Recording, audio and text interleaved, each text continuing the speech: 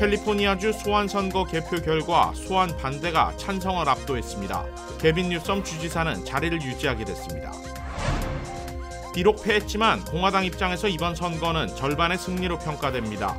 레리 엘더는 유력한 차기 공화당 주지사 후보로 떠올랐습니다. LA 카운티 보건국이 이번 주 내로 실내 입장 시 백신 접종 증명 의무화 조치를 내릴 전망입니다. 화이자가 백신 효능이 2달마다 6%씩 감소한다고 밝혔습니다. 아울러 추가 접종, 부스터샷 승인을 촉구했습니다. 미국에서 코로나19 사망자 수가 전체 인구 대비 500명당 1명을 넘긴 것으로 집계됐습니다. 여러분 안녕하십니까? KBS 아메리칸 뉴스입니다. 게빈 뉴섬 캘리포니아 주지사에 대한 소환이 무산됐습니다. 소환 반대 투표율이 찬성을 압도하며 뉴섬 주지사는 자리를 지키게 됐습니다. 김경일 기자가 보도합니다. 게빈 뉴섬 캘리포니아 주지사가 소환 선거에서 승리했습니다. 캘리포니아주 총무처는 개표가 완료된 상황에서 게빈 뉴섬 주지사 소환에 반대하는 유권자는 584만여 명으로 64.9%를 기록했다고 밝혔습니다. 뉴섬 주지사는 세크라멘토에서 승리 연설을 하고 수백만 명의 캘리포니아 주민들에게 감사를 표했습니다. Here's we are enjoying an overwhelmingly no vote tonight here in the state of California. But no is not the only thing that was expressed tonight. I want to focus on what we said yes to as a state. We said yes to science. We said yes to vaccines. We said yes to ending this pandemic.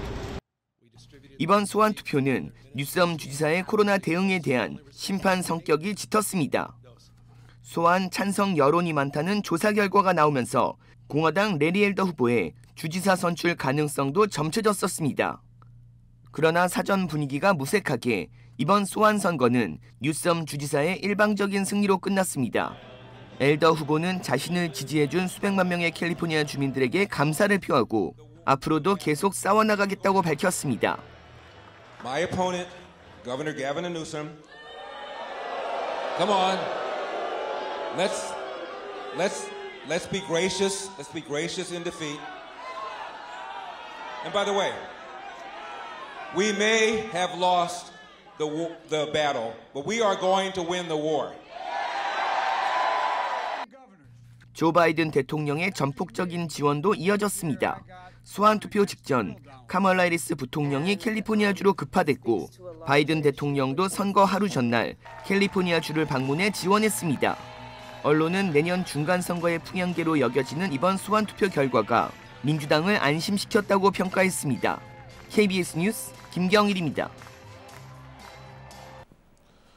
이번 소환 선거는 캘리포니아주가 민주당 강세주인 블루스테이트임을 다시 한번 확인시켰습니다. 그러나 공화당 입장에서는 이번 선거를 통해 분명한 성과를 거둔 절반의 승리로도 볼 수 있습니다. 압도적인 소환 반대로 무산되긴 했지만 대체 주지사 후보를 뽑는 2번 질문에서 유권자들은 공화당의 레리 엘더 후보를 선택했습니다. 득표수 232만 8,681표, 득표율 46.6%를 기록하며 1위를 차지했는데 2위를 기록한 민주당의 케빈 페프레스 후보가 9.9% 득표율에 그친 것과 비교하면 압도적인 차이입니다. 대체 후보들이 난립한 가운데 과반에 가까운 득표율을 올렸다는 점에서 공화당은 확실한 차기 주지사 후보 카드를 손에 넣었습니다. 이번 소환 선거가 주지사직 수성을 목표로 민주당이 총력전을 펼친 결과였을 뿐 게빈 뉴섬 주지사의 승리는 아니라는 평가도 있습니다. 가족 비즈니스 논란에 내로남불 방역 정책, 강력한 경제 봉쇄로 인한 피로감이 이번 소환 선거로 이어졌고 향후 뉴섬 주지사의 정치 행보에는 부담인 동시에 민주당 입장에선 강력한 차기 대권 주자를 잃는 결과로 이어질 수 있다는 분석입니다. 공화당 입장에선 다가오는 중간 선거에서 유리한 포석을 차지할 수 있는 기반도 마련했습니다. 바이든 대통령까지 나서 뉴섬 주지사의 소환 반대를 외쳤지만 각 지역구별로 펼쳐질 중간 선거에서는 민주당의 조직력이 한 곳으로 모이기가 쉽지 않을 것이란 전망입니다.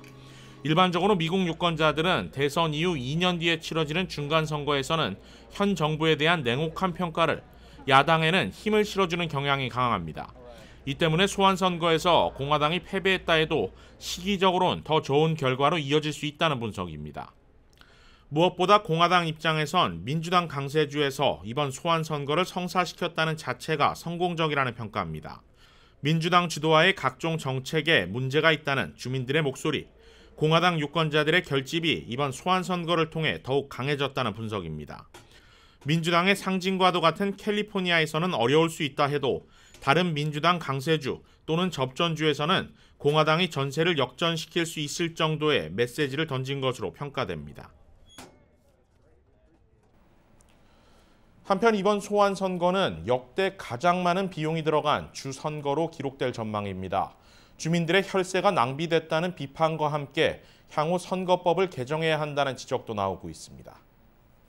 캘리포니아주 총무처는 이번 소환선거에 들어간 비용이 현재까지 2억 7,600만 달러라고 밝혔습니다. 개표 인증 절차를 거쳐 공식적으로 선거가 마무리되는 시점에는 총 선거 비용이 3억 달러를 넘길 것으로 예상했습니다. 결과적으로 주지사 소환이 부결되면서 필요 없는 선거를 했다는 비판이 나오고 있습니다. 선거 비용은 결국 주민들의 혈세로 충당되는 만큼 선거법을 개정해야 한다는 지적도 나옵니다. 실제로 셜리 웨버 가주 총무처 장관은 주민 소환 선거 실시 규정이 100년 전에 만들어진 것이고 이후 한 번도 개정이 이뤄지지 않았다고 지적하고 있습니다. UC 버클리 정부학 연구소가 이번 소환 선거와 관련해 실시한 여론조사 결과 유권자 4명 중 3명꼴로 소환 선거의 존재 자체는 인정하지만 개정이 필요하다고 답했습니다. 특히 소환 선거를 실시하는 데 필요한 주민 서명 수가 주 전체 인구 대비 너무 적고 다수의 후보들이 난립할 정도로 대체 후보 출마 자격이 빈약하다는 지적입니다. 실제로 이번 주지사 소환 선거에서 대체 후보로 출마하는 데 필요한 비용은 4,000달러에 불과했고 후보들은 7,000명의 주민 서명만 받으면 후보로 등록할 수 있었습니다. 개정이 필요하다고 답한 응답자들은 소환 선거 성립에 필요한 주민 서명 비율을 현행 12%에서 2배인 25%까지로 올리고 대체 후보 등록 서명 수와 비용도 올리는 등 자격 조건을 더 강화해야 한다는 데 동의했습니다. LA 카운티 보건국이 실내 영업장 출입 시 백신 접종 증명을 의무화하는 조치를 내립니다. 이번 주 안으로 관련 조치가 발표될 전망입니다. LA 카운티 보건국의 바바라 포레어 국장은 오늘 카운티 슈퍼바이저 위원회 미팅에 출석한 가운데 백신 접종 증명을 의무화하는 조치를 내릴 것이라고 밝혔습니다. 백신 접종 증명 시행 대상은 앞서 알려진 내용과 동일하고 뉴욕 등 타 도시에서 시행되고 있는 수준과 비슷합니다. 바와 와이너리, 클럽, 라운지 등 주류 판매 업소들의 경우 이용객들의 실내 출입 이전에 백신 접종 증명을 확인해야 합니다. 또 10,000명 이상이 모이는 야외 행사장에서도 백신 접종 증명 또는 72시간 내 음성 판정 증명을 해야 합니다. 앞서 캘리포니아에서는 실내 1,000명 이상이 들어설 수 있는 장소에서 백신 접종 증명이 의무화됐는데 이번 조치는 야외 행사장까지 확대된 것입니다. 퍼레어 국장은 업소들이 백신 접종 증명에 사용할 수 있도록 필요한 기기와 장비 등을 준비하고 있다고 덧붙였습니다. 이번 조치는 앞서 지난달 LA 카운티 슈퍼바이저 위원회와 LA시 의회가 백신 접종 증명을 의무화하는 결정을 내린 데 따른 세부 시행 조치입니다. LA시의 경우 시 검찰이 관련 세부 시행안을 준비하고 있습니다. 캐시 호컬 뉴욕 주지사가 주내 모든 차일드 케어와 데이케어 시설 내 마스크 착용을 의무화한다고 발표했습니다. 이 명령은 즉시 발효됐습니다. 제휴사 뉴욕 KBTV가 보도합니다.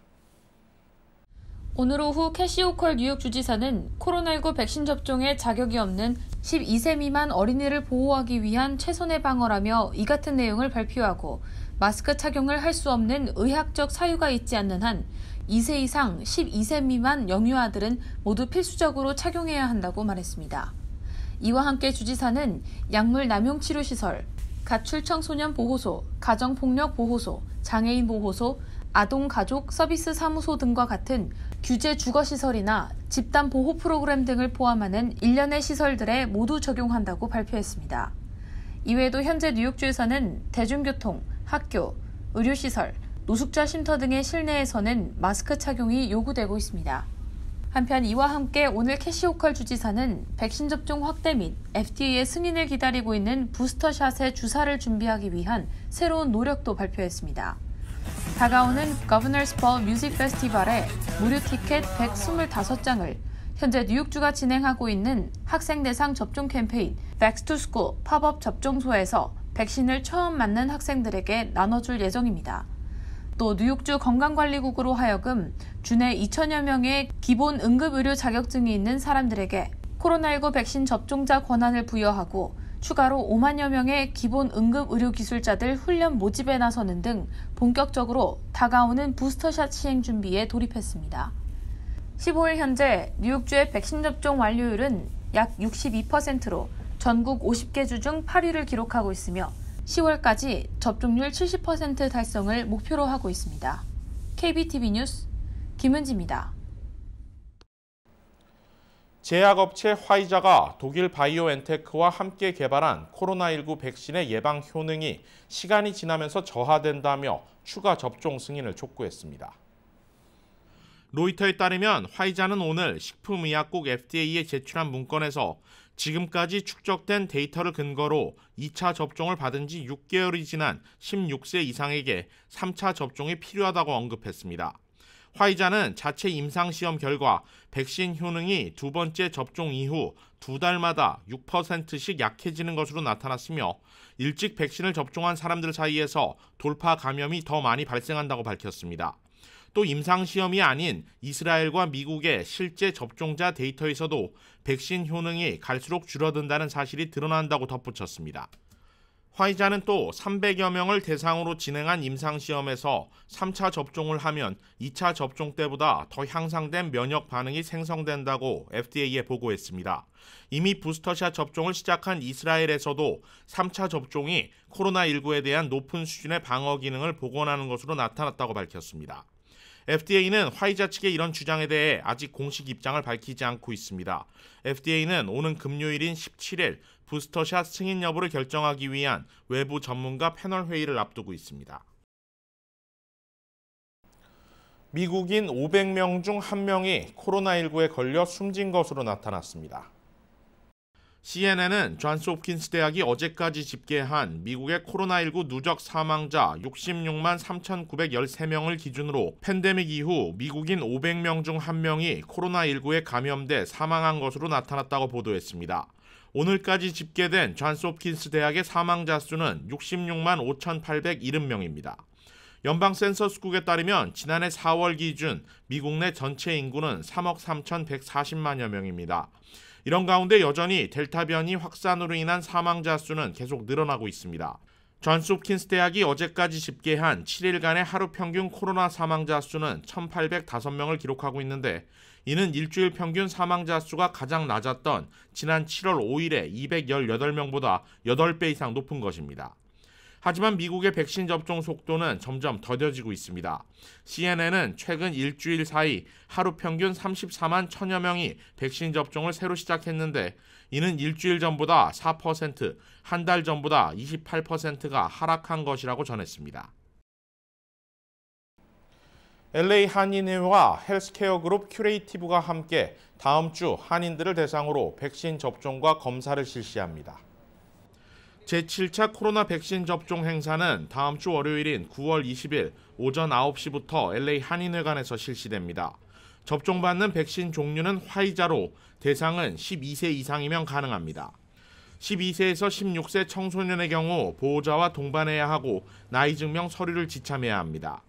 별도의 예약은 필요 없으며 당일 오전에 한인회관을 방문하면 바로 접종이 가능합니다. 이날 한인회관에선 백신 접종과 더불어 코로나19 검사도 실시합니다. 최근 들어 델타 변이 확산으로 백신 접종자들의 돌파 감염 사례가 늘어나면서 다시 검사의 중요성이 커지고 있습니다. 한인회 측은 작은 증상이라도 의심된다면 백신 접종 여부와 상관없이 당일 검사를 받을 것을 권고했습니다. KBS 아메리칸 뉴스는 시청자 여러분들의 제보를 받습니다. 뉴스 마칩니다. 고맙습니다.